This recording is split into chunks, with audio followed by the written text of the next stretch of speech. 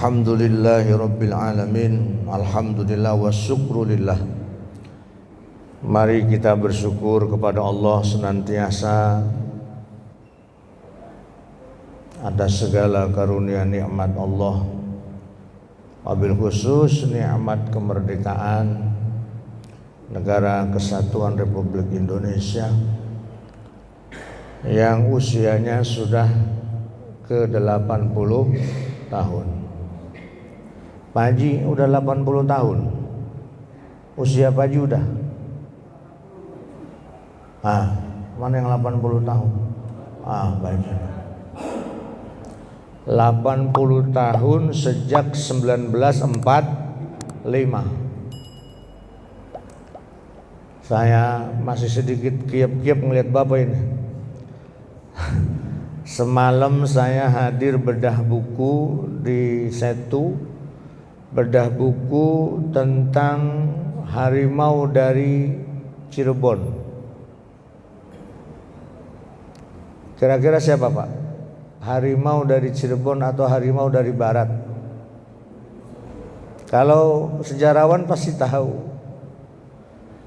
Ya, bedah buku yang dikarang oleh Dr. Muhammad Lutfi Ubaidillah membahas tentang Kiai Haji Abbas Buntet Cirebon.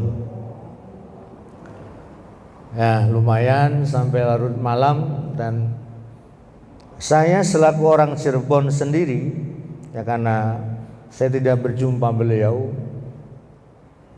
lebih detail tahunya ya dari buku tersebut, dari bedah buku tersebut. Yang berjumpa beliau kebetulan kakek saya. Kakek saya dulu perang bareng dengan beliau melawan penjajah Belanda.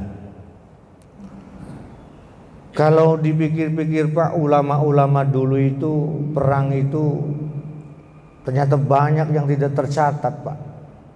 Karena memang perangnya para ulama dulu benar-benar lillahi ta'ala, nggak pengen dijadikan pahlawan gitu tuh Pak. Banyak sekali. Dan kita perlu menyampaikan ini kepada anak-anak kita, bahwa negara kita itu memang dulu ibarat as-sabiqunal awwalun. Awal-awal pejuang kemerdekaan dia para kiai, para ulama Pak. Dan mereka sama sekali tidak ingin dicatat dalam catatan sejarah. Banyak para kiai, para ulama yang tidak tercatat sebagai pahlawan nasional.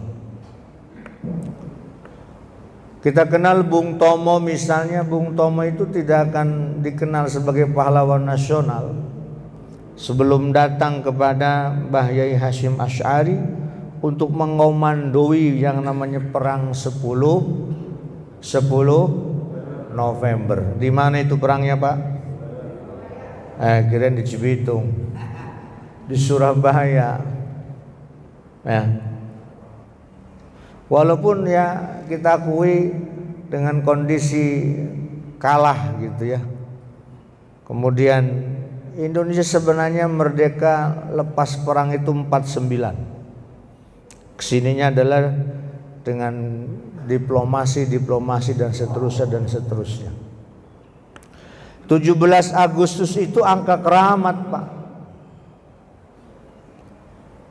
Nuzulul Quran tanggal berapa? 17. Jadi angka 17 pun itu dari para alim ulama. Sholat sehari semalam berapa kali Pak? 17. Bapak kalau ngitung lambang Garuda ada berapa sayapnya Pak? Sebelah kanan 17, sebelah kiri 17. Kenapa ada 217? Setelah dikasih tahu ternyata ya Subhanul Yaum, pemuda, kita hitung Sumpah Pemuda itu tahun 28. 45 dikurangi 28 berapa Pak? 17 juga. Bulan Agustus itu ya bulan yang keramat pula. Bahkan Nabi Muhammad tidak bisa lepas dari angka 17. nur Nabi Muhammad pun masuk ke dalam rahim Sayyidah Aminah itu bulan Agustus, Pak. Nabi itu lahir bulan April kalau dihitung Masehinya, ya bulan April. Nah, ketemu sampai April kan bulan yang ke-9, maka nur Nabi Muhammad pun masuk ke dalam rahim Sayyidah Aminah itu bulan Agustus. Apalagi proklamasi kemerdekaan yang besok pagi kita rayakan, besok pagi kita bareng-bareng. Banyak yang kalau ya yang masih dinas ya pada upacara, ya kan Pak ya. Upacara. Makanya hari Seninnya libur ya. Libur ya Pak ya. Libur bersama karena hari 17-nya hari Ahad gitu. Itu mereka para alim ulama kita. Maka mari kita syukuri nikmat kemerdekaan ini, kita isi dengan yang manfaat-manfaat saja. Walaupun ya zaman sekarang banyak neko-neko lah yang ngisi dalam rangka kebahagiaan macam-macam. Yang penting jangan maksiat gitu. Yang penting jangan maksiat. Itu mendurhakai para alim ulama yang dulu memperjuangkannya luar biasa dengan rekes, dengan puasa, dengan zikir, dengan bertahanus yang begitu khusyuk mengharapkan rahmat Allah Subhanahu wa taala. Salah satunya ya ngaji yang rajin. Itu ngisi kemerdekaan semakin sepuh, semakin senja usia kita, ngaji yang rajin. Kalau kumpul begini nih, nanti Pak Haji Anrizal kalau nggak ngelihat saya di surga, tolong cari saya Pak Haji. Ya Allah, ono Ismail kemana? Katanya nggak kelihatan, dulu ngaji bareng.